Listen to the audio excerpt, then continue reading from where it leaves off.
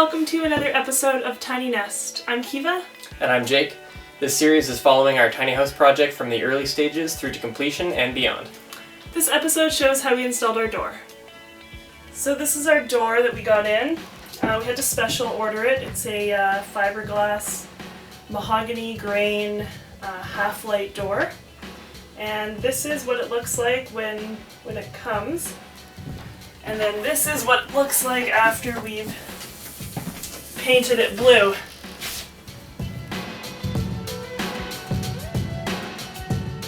So this is how we've had our door for the past few weeks, and today is door hanging day. So the first thing we're going to do is cut away this double bottom plate here that we had for the wall framing. Then we're going to cut away the house wrap and cut off the furring strip so that we have a clear doorway to put the door in.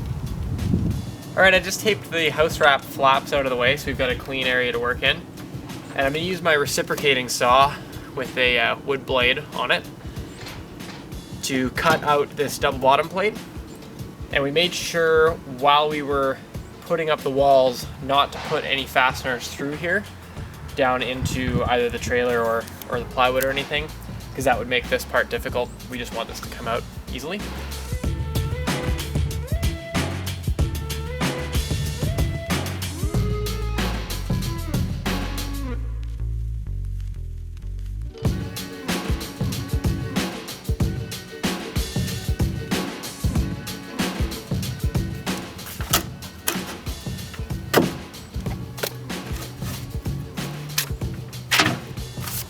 Alright, we got the bottom plates out of the way, and when we were designing the framing, we had to take into account the distance from the header to the bottom plate needed to be 3 inches smaller than what we would need as a rough opening for the door, because these two bottom plates were going to get cut out.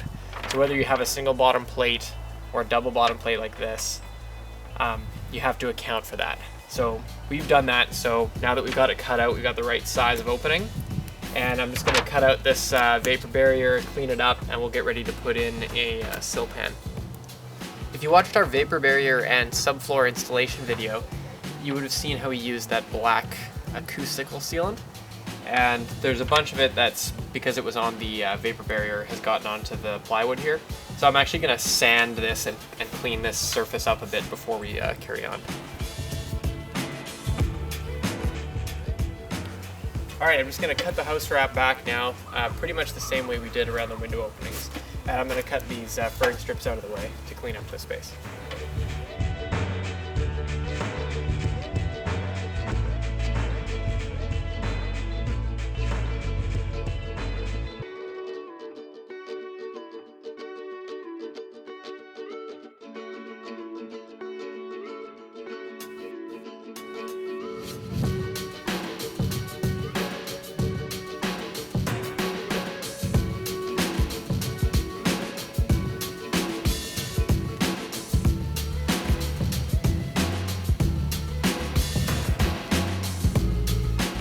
Just like in our window installations, we've folded the house wrap in, stapled it down, and cut about a third of it off. And now I'm going to run some contractor's tape along here to seal the edge of the house wrap to the framing.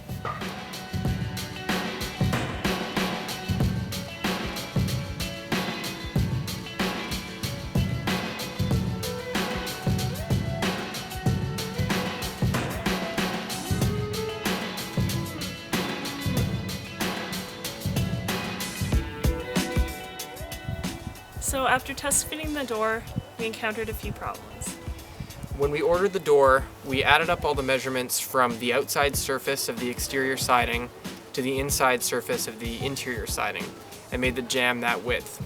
But when we test fit it in that position, the holes for the hardware, like the deadbolt, were way too far forward and were basically inside the sheathing.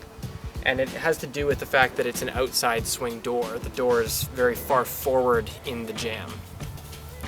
We decided to install the door anyways and have the outside face of the jamb meet up with the outside face of the sheathing. And then what we'll do is we'll just put a trim around the door and butt our siding up against the trim, much like what we'll do with our windows. we're pretty much doing everything as close to the same way we did the windows as possible. So if you want to see a bit more detail on this, you can watch our window installation video.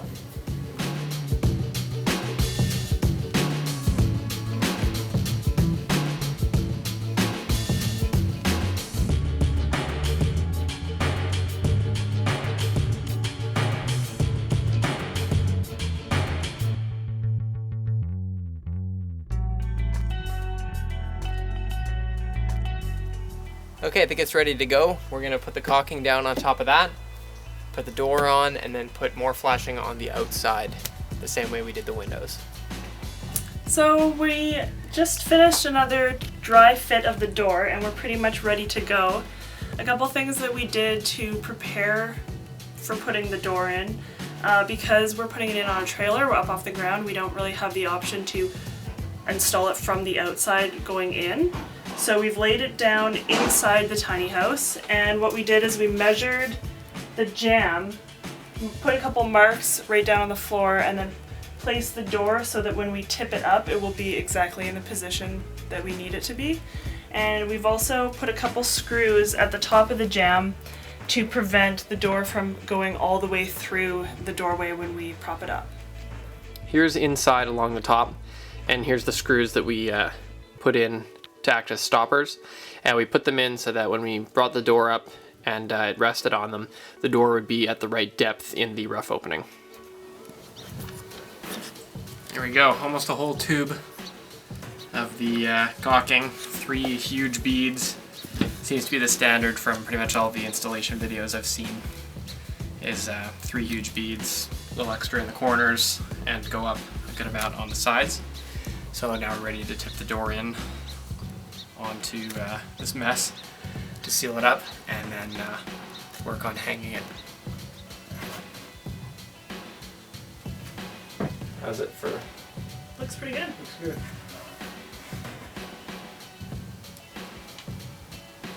Still happy? Mm-hmm. Okay, get ready because the door might swing open here.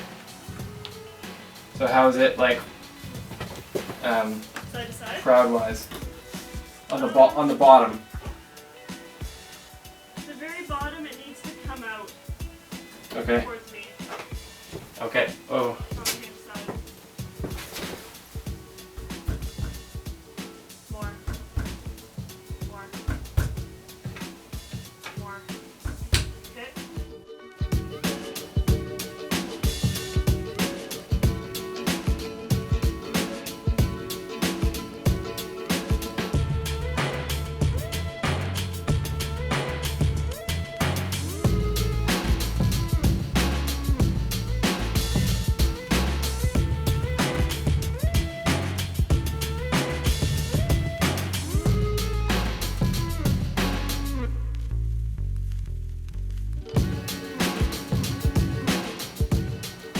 All right, we tweaked the door around for a while and we got it operating pretty smoothly.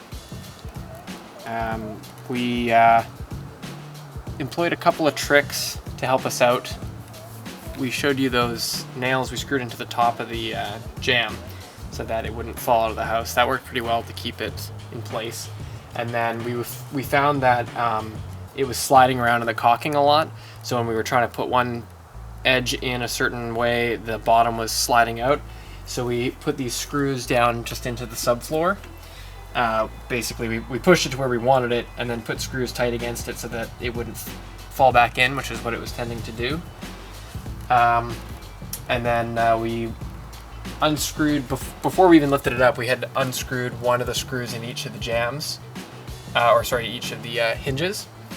And then we started at the top hinge, put shims in, and then Kiva was out front making sure that the front edge of the jamb was flush with the sheathing, which is what we were talking about earlier. Once she said that was okay and we had the shims in, put one 3-inch screw all the way through into the framing.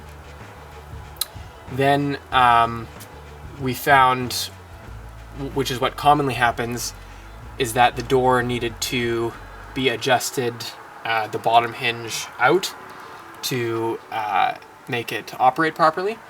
And you can see that when you look at the top, the gap that there is between the top of the door and the top of the jamb, there was a bigger gap out on the far side than there was on the hinge side. And that just means that the jamb is out of square. So we had to push out the bottom of the hinge side of the jamb and keep checking up top until that gap was even, and you could tell that the door was operating better the closer we got to that. So we used a shim, cut a shim in half, and used it as a gauge. So I stuck it in at the top there, and to see how far we go in, and then check the other side, and if it was uneven, we'd adjust it more, and once we got it to a spot we were happy with, put the screw down there, and then we've just been tweaking the far side mostly to get it flush, this in and out wise, and always checking the door. We found at one point that the door was making good contact with the weather stripping down below, but up top there was still a little bit of a gap, and it meant that we had already gotten the door pretty square, but it was actually out the other way. Like this top corner was too far into the house. So we just tweaked that around a little bit until pretty much split the difference of everything and got everything making good contact.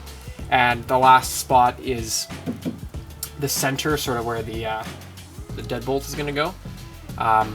This is just basically a free floating piece of wood, so it was tending to bow in, and the door was swinging in and scraping against it. So I'm just working now on tightening and loosening a screw until this seam is even. I've actually got it over tightened right now, but I'm sticking a shim in there and checking until I'm happy with the evenness of that gap, and then I'll wedge the shims in between the framing and the jamb and hold it at that position, tighten it down, and then go through and cut off all of these shims that are poking out, and that will be pretty much that. And I'll clean up the caulking and whatnot, and then it's just a matter of putting the handle and the deadbolt on there. All right, I'm going to finish the flashing around the door. We're going to do it just like we did a window. Going to cut a flap at the top, put membrane strips down both sides first, then one along the top, and then fold the flap down and tape it down. We sort of have to just make a decision on how to go about this, because we ended up without a brick mold, which would have made it a bit more simple, because there would have been what would equate to a flange on a window, where we could have just run caulking before we put the door in, and that brick mold would have just squished against the caulking, and then we would have flashed around the outside or just caulked it more, and that would have made a good seal. But because we have no brick mold, and we've just basically got, like right now there's a gap going straight into the house right here, and we're going to put the trim over top of it after. I'm pretty much just going to put the membrane just a little bit over top of the front surface of the jamb, and then out over onto the house wrap.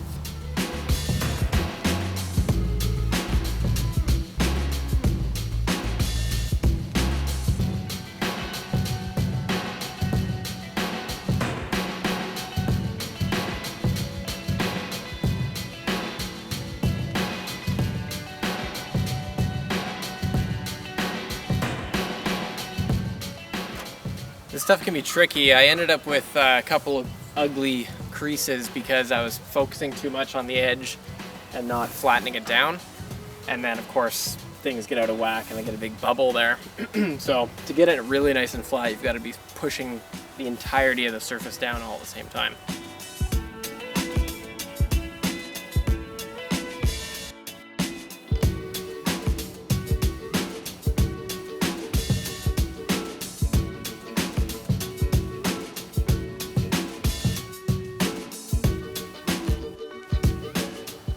It's going pretty much as expected. Just getting a little bit of the membrane actually making contact with the front surface of the jamb. And to be honest, we're not thrilled with the way this has turned out. if we knew more about doors and could have projected ahead to how this installation was going to go, we would have got the brick mold or some different configuration of the jamb. But the thing that's going to sort of balance this out is that from the inside, as with the windows, we're going to put like a foam insulation around the whole gap that's between the rough opening and the jamb. So this is also acting as basically a way of blocking off the front of that gap, and then from behind we're going to fill the entire gap with that foam, which is pretty much, I don't think that it's completely waterproof, but when you're filling that whole void from edge to edge, like the entire three-dimensional volume of that space, you're pretty much going to seal it. So this minimal contact, plus the fact that there's going to be trim all over top of it, and filling the crack from the inside, I think it's going to be all right. Let us know if you would have done this differently, or if there's some standard way of doing this kind of door that we just completely missed. Be curious to know what other methods we could have used to make this installation happen.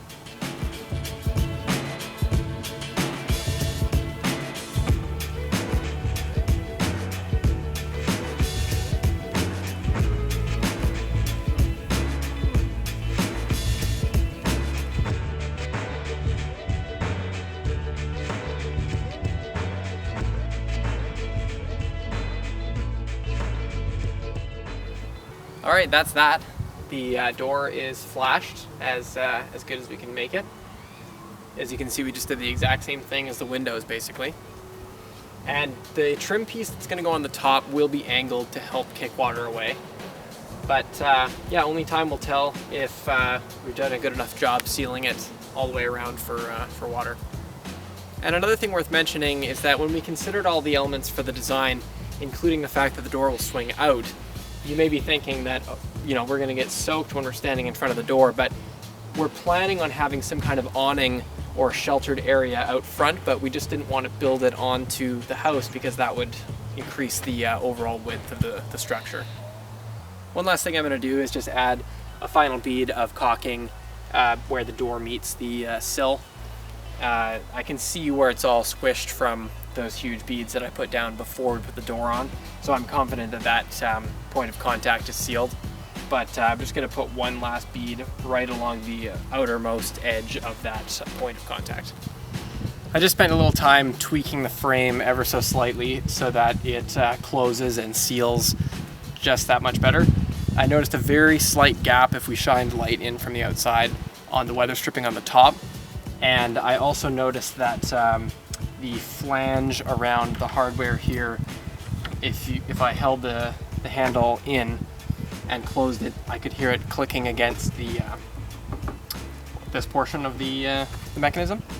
And so I loosened the screw and just pulled the shims out a tiny bit and just messed with things a little bit, and it's just that much better now. You can hear that there's basically no contact being made, and then when you close it, everything feels good, and like I said, the weather stripping makes better contact. And then the one last thing I did as well was I added, there's 4 points of fastening on this side of the jamb, and we only had 1 screw in each of the hinges on the other side. So rather than adding a bunch of extra screws and risking tweaking it out, you know, from where it's good, I just took another screw out of each of the hinges. So now there's 2 screws in each hinge. So pretty confident with how secure it is, and pretty happy with how it's operating right now. If you want to see some of our previous videos, click on the preview tiles, and subscribe if you want to follow our progress.